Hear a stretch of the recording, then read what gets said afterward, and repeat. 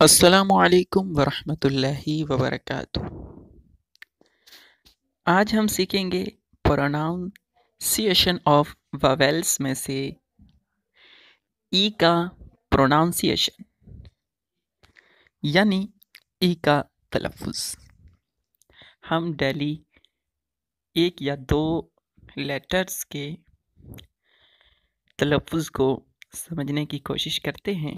आज हम ई का तलफ़ुज़ सीखेंगे, मगर याद रहे कि हम जितने भी तलफ़ुज़ के कवायद पढ़ रहे हैं, ये कवायदे कुल्लिया नहीं हैं। यानी ये कायदे ऐसे नहीं हैं कि हर जगह पर हमारे लिए इस्तेमाल हो कर के मुफीद साबित हो जाए। हाँ, ये हमारे लिए 90% ज़रूर काम आएंगे, यानी अक्सर मकामात पर हमारी मदद ज़रूर करेंगे। इसलिए हम आपको सिखा रहे हैं। कोई ऐसे वर्ड हो भी सकते हैं जहाँ पर इन कवायद के ख़िलाफ़ भी तलफ़ुज़ किया जा रहा हो, लेकिन इनसे मदद ज़रूर मिलेगी इंशाअल्लाहुल अज़ीज़। चलिए आज का सबक हम सीख लेते हैं, क्योंकि इससे हमें मदद मिलनी है। ई का तलफ़ुज़ कई सूरतें होती हैं। सबसे पहली सूरत, कभी ए की आवाज़ आती है, जैसे नेट, एन के बाद ई है, इसकी आवाज़ देखें नेट, यानी एक की आवाज़ आ रही है। ये चूँकि वावेल में से है, हरूफ इल्लत में से है, और साथ ही साथ ये ज़बर ज़ेर पेश का भी काम करता है। तो एन के ऊपर इसने ज़बर दिया, उसके साथ साथ हरफ इल्लत या का, या साकिना का इसने काम किया, तो ये नेट बन गया। इसी तरह वैन, देन, लेग, ये चारों मिसालें जिनमें ई का तलफ़ुज़ एक किया जा रहा है। बढ़ते हैं अगली सूरत की तरफ। कभी ई की आवाज़ आती है, ई के तलफ़ुज़ में कभी कभार ई ही की आवाज़ आती है, जैसे we, B, she, he.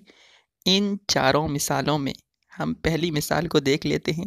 W के बाद हम देखेंगे कि ई है, और इस ई ने एक तो ज़बर ज़ेर पेश में से ज़ेर दिया है, और उसके साथ साथ इसने याए साकिना हरफ इल्लत का यहाँ पर इजाफ़ा कर दिया है, जिससे इसका तलफ़ुज़ वी हो रहा है।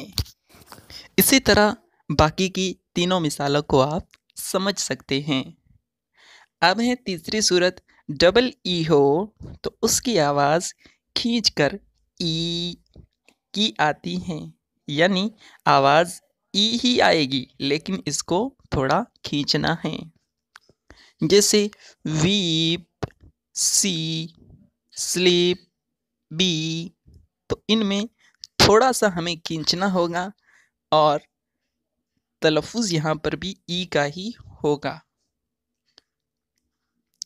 अब हम बढ़ते हैं चौथी सूरत की तरफ। मिसालें आप चारों देख लेंगे, इंशाल्लाह समझ में आ जाएगी। चौथी सूरत, ई ए एक साथ आए तो उसकी आवाज़ य की आती है, जैसे सी। य की आवाज़ आने से मुराद एक तो या का इजाफा होगा पहले वाले लेटर के साथ, और या चूँकि अपने माक़बल कसरा यानी ज़ेर चाहता है। ये अरबी जानने वाले हजरात जानते होंगे।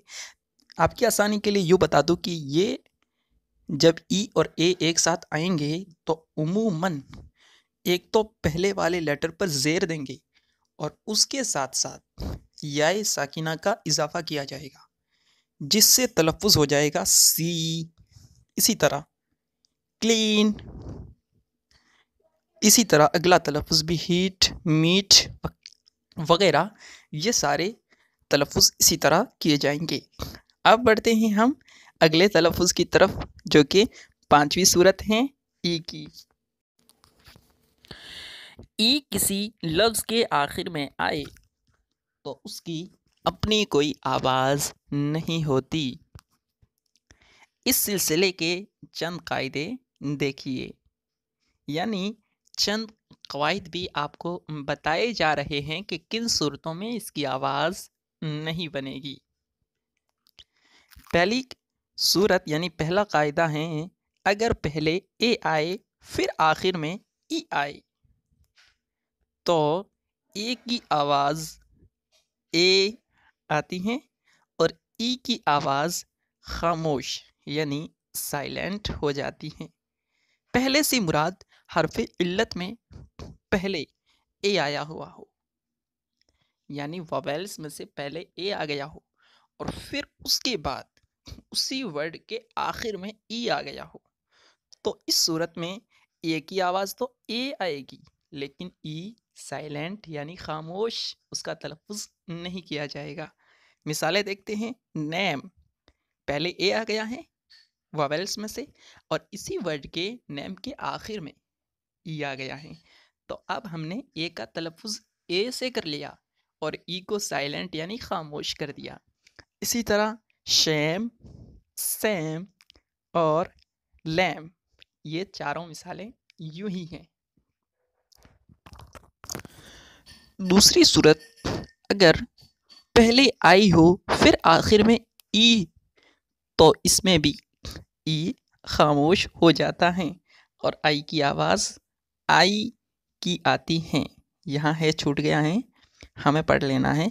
अगर पहले आई हो फिर आखिर में ई आ गया हो तो आई की आवाज़ तो आई ही आएगी, लेकिन ई साइलेंट यानी खामोश हो जाएगा। मिसालें देखते हैं।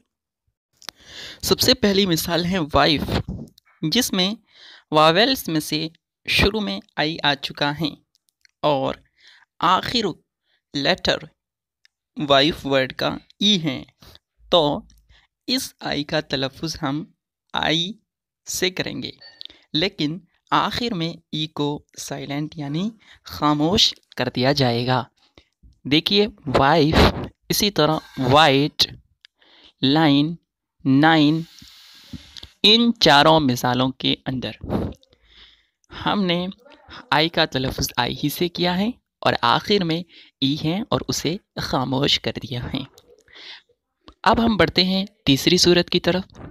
अगर पहले ओ हो और आखिर में ई हो तो ओ की आवाज़ ओ से आती है और ई की कोई आवाज़ नहीं होती है। जैसे मिसाल देखते हैं, स्मोक, तो यहाँ वोवेल्स में से ओ पहले आ चुका है और इसी वर्ड के आखिर में जो लेटर है वो कौन सा है, ई है, तो इस ई को खामोश कर देंगे और ओ की आवाज़ ओ ही आएगी। जैसे स्मोक, ऐसे ही नोज़, जोक, होप, ये चारों मिसालें। अब बढ़ते हैं चौथी सूरत की तरफ, जो कि ई के साइलेंट होने की आखिरी सूरत है। अगर पहले यू हो फिर आखिर में ई, तो ई की कोई आवाज़ नहीं होती और यू का तलफ़ुज़ कभी वाव से और कभी यू होता है। जैसे जून, तो इसमें वाव से इसका तलफ़ुज़ हो रहा है। इसी तरह रूल में भी जो यू का तलफ़ुज़ है वो वाव से हो रहा है और इन दोनों मिसालों के अंदर यू वावेल्स में पहले हैं और ई इस वर्ड के आखिर में आया है, तो ई को साइलेंट करेंगे। अगली दोनों मिसालें देखते हैं। ट्यूब, ट्यून, इन दोनों मिसालों के अंदर हम देखेंगे कि जो यू का तलफ़ुज़ है वो यू से किया जा रहा है और इसी के साथ साथ ई को साइलेंट कर दिया है, क्योंकि वावेल्स में से पहले यू आया है और आखिर में उस वर्ड के ई आया है, तो ई को साइलेंट कर दिया। उम्मीद करता हूँ कि ये सूरतें आपके समझ में आई होंगी और इनसे आपको ज़रूर दूसरी मिसालों में और दूसरे मकामात पर भी मदद मिलेगी। बढ़ते हैं छठी सूरत, और जो कि ई के तलफ़ुज़ की आखिरी सूरत है। ई डब्ल्यू एक साथ हो तो उसका तलफ़ुज़ इव होता है, जैसे स्यू, फ्यू, ड्यू, न्यू, चारों मिसालों में इव इसका तलफ़ुज़ हो रहा है। उम्मीद करता हूँ कि ये कवायद और मिसालें आपकी समझ में आ चुकी होंगी। अगर नहीं तो हमें व्हाट्सएप पर या कमेंट बॉक्स में ज़रूर पूछें, आपको हमारी टीम के मेंबरान में से कोई ना कोई ज़रूर जवाब देगा। अस्सलामु अलैकुम व रहमतुल्लाहि व बरकातुहू।